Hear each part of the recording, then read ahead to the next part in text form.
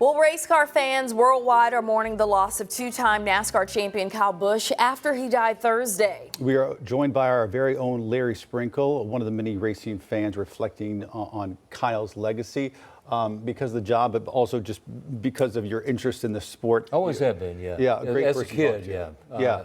Your thoughts this morning? So many thoughts. I mean, Kyle is such a legend and such an amazing part of NASCAR history. You know, grew up in Las Vegas. A lot of people think Las Vegas. His dad, Tom, was a mechanic. So Kyle grew up around cars. His dad was a stock car racer in Vegas. So it was all part of his life. He started very young.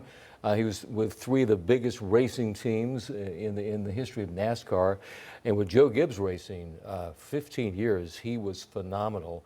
That's when I first met him. It's interesting because I was doing an interview at Joe Gibbs Racing, and he just kind of stood there like 10 feet away and just stared and looked at me. I thought, who was that guy? This is when he first started, you know, to see what he did as a person who was so involved in the sport and so many people's lives. You know, his name Rowdy, the nickname Rowdy, came from a character in Days of Thunder.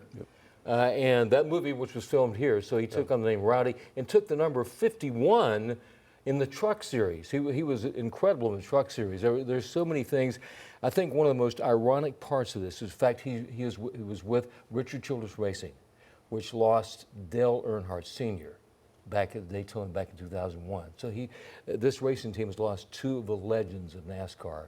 And I think Busch's impact will be felt forever. I mean, I think his legacy, you know, he was his own man. Yeah. You know, always a little controversial at times, but you know, he was one of the greatest ever. And why do you say that? Because we hear that now from a lot of people in the last 24 hours, and some people love it. Yes. Some people, admittedly, like wasn't always my cup of tea. But explain that's okay. that. Yeah, that's, you know what? It's part of the sport. If you think about people that you know in life, not everybody is jovial, Mr. Happy-Go-Lucky and everything. He was a serious guy.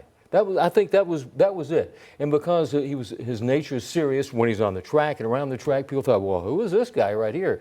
But you know, we all know someone like that. You have to admire him for being who he is, but for being proud of the fact that yes, I'm who I am, and if you don't like that, that's okay. You know, that's the way he was. What do you think about one of his final statements? You never know when it's going to be your last race. The irony of that he did say that, and but he left an impact that will be there forever. And we'll always remember that name, Kyle Busch, and obviously his family, great family.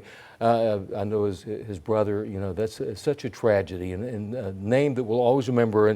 And I think that at the Charlotte Motor Speedway this weekend, the honor will go to him. You know, that will be a major part of what happens this weekend over the Speedway.